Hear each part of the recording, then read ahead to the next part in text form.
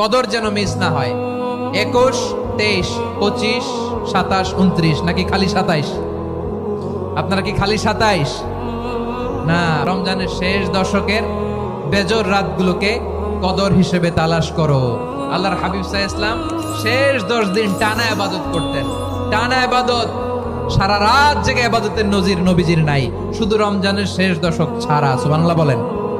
নিজেও ঘুমাতেন না, কাউকে ঘুমাতে দিতেন না, সবাইকে জাগিয়ে তুলতেন। আমরা সারা রাত জেগে ইবাদত করব, রাজি আছেন তো? কদর যেন আমাদের মিস না হয়। আজকে থেকেই ক্যালেন্ডারে মার্ক করে রাখেন, সব কাজ পেছনে ফেলে, সব ব্যস্ততাকে পেছনে ফেলে ইবাদতের জন্য আমরা প্রস্তুত থাকবো কদরের রাতে। কোনোভাবে কদর যেন আমাদের মিস না হয়, ইনশাআল্লাহ। বলেন তো সবাই।